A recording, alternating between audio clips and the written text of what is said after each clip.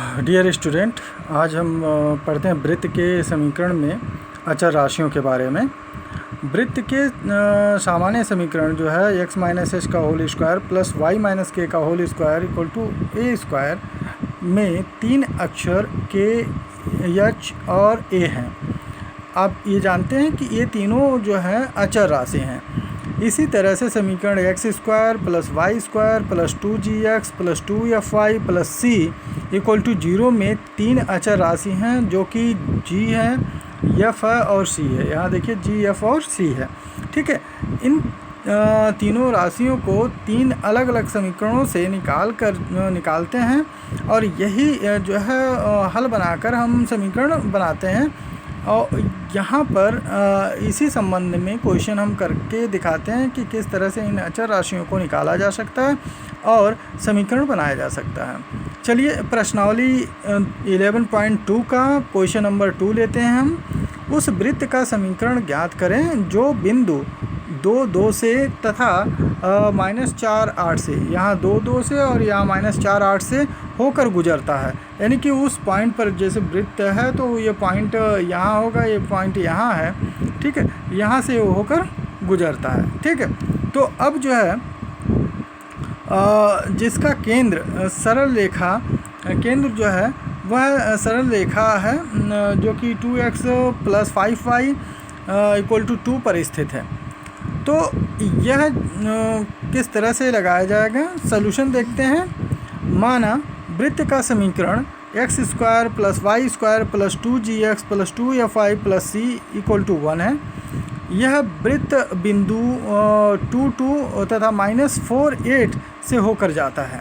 अतः जो है यह पहली बिंदु 2 से होकर जाता है, तो x और y के जगह x के इक्वल टू हम 2 लिख लेंगे और y इक्वल टू भी हम 2 लिखेंगे।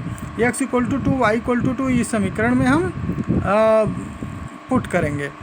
अतः x equal to 2 y equal to 2 लिखते हैं तो x स्क्वायर यानी कि 2 का whole square plus y square यानी कि 2 का होल स्क्वायर प्लस 4gx होगा यानी कि 2 × 2 4 हो जाएगा प्लस 2fy प्लस सी, तो 2 × 2 एफ हो जाएगा 4f और प्लस सी। यह यहाँ इक्वेशन बनेगा।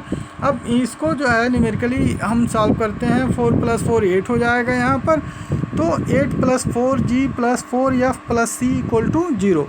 यह यहाँ पर समीकरण होगा। अब अगला समीकरण हम देखते हैं कि यहाँ पर 4f यानी कि 4g plus 4f plus c equal to -8, ये इक्वेशन नंबर 1 बन जाएगा। यानी कि इक्वेशन नंबर 2, 1 तो ऊपर है, इक्वेशन नंबर 2 ये हो जाएगा। अब चलिए इसमें जो है नेक्स्ट वैल्यू रखते हैं जो कि -4 और 8 है। तो -4 और 8 रखने पर यही इक्वेशन इसी तरह से 16 + 64 -8g plus 16f plus c equal to 0 होगा और यह 80 -8g plus 16f plus c equal to 0 होगा। तो -8g plus 16f plus c equal to -80, यह इक्वेशन नंबर 3 बन जाएगा। अतः ये इक्वेशन नंबर हो गया 3। अब इसमें आगे हम देखते हैं कि वृत्त का केंद्र सरल रेखा 2x plus 5y plus equal to 2 है। तो अगर यह केंद्र का सरल रेखा है तो जहाँ पर ये पॉइंट टच करेगा यानी कि उस हिसाब से इसे केंद्र की वैल्यू -g और -f होता है। तो -g और -f, x के जगह -g और y के जगह -f लिख लेंगे। तो यहाँ पर -2g -5f इक्वल टू 2, यह इक्वेशन 4 हो जाएगा। तो देखिए केंद्र पर है चूँकि, तो केंद्र बिंदु जो है उसको ये सेटिस्फाई करेगा। तो केंद्र जो है वृत्त का -g -f होता है, इसलिए यहाँ -g -f x और y की जगह पुट कर दिया गया। अब ये इक्वेशन नंबर 4 हो गया। अब चलिए आगे देखते हैं कि इक्वेशन नंबर 2 में से इक्वेशन नंबर 3 को घटाने पर, यह है इक्वेशन 2 ले लेते हैं, इक्वेशन 2 और इक्वेशन 3। तो इक्वेशन 2 में से इक्वेशन 3 को जब घटाएंगे तो यहाँ c कैंसिल हो जाएगा।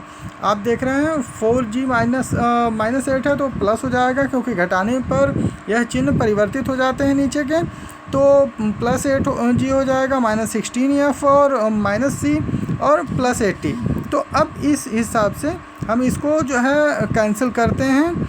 तो यहाँ c कैंसिल हो गया, c कट गया। अब हम आते हैं कि 8 + 4g जो है ये 12g हो जाएगा, और 4f - 16f यह 12 यानी कि 12f हो जाएगा माइनस में, और 80 में से 8 गया 72 आ जाएगा। यानी कि अब जो है यहाँ देखते हैं कि 12 कॉमन होगा, दोनों में 12 है, कॉमन हो जाएगा।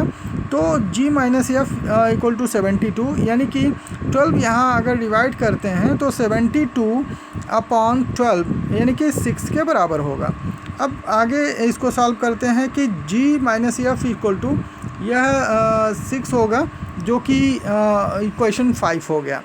अब समीकरण 5 या इक्वेशन 5 में 2 से गुणा करने पर, तो 2 से गुणा करने पर 2g - 2f = 12 यह हो जाएगा।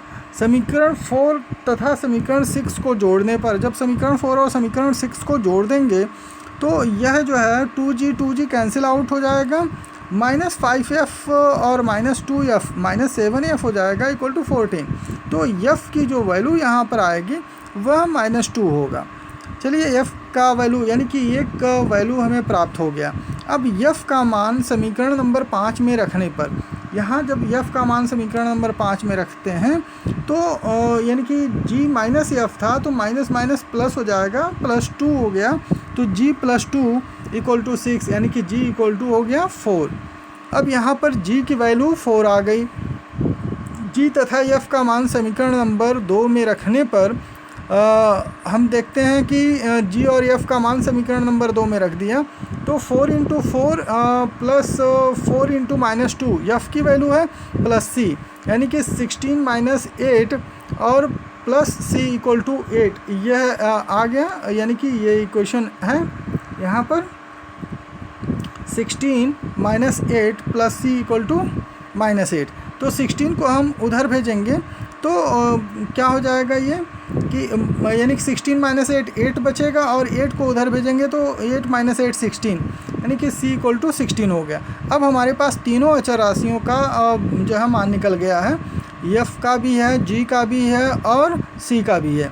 अब समीकरण 1 में g, f और c का मान रखने पर, समीकरण 1 में हम देखते हैं कि समीकरण 1 क्या था, x² + y² + 8x - 9y - 16 = 0 था।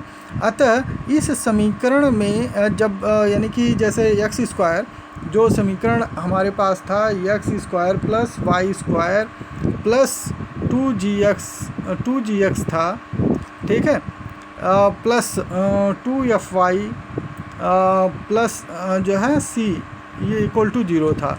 इस तरह से समीकरण था। अब जो है इसमें g, f, g और c की वैल्यू रखने पर हमें जो समीकरण प्राप्त हुआ वह x² + y² + 8x - 9y - 16 = 0 जो है वो, यानी कि उस वृत्त का समीकरण है जो कि 2 बिंदु 2 तथा -4 8 से गुजरा था, और उसका जो यानी कि केंद्र का समीकरण था वह दिया हुआ था। तो उसका यह अभीष्ट समीकरण यहाँ पर प्राप्त हो गया है। ठीक है, अब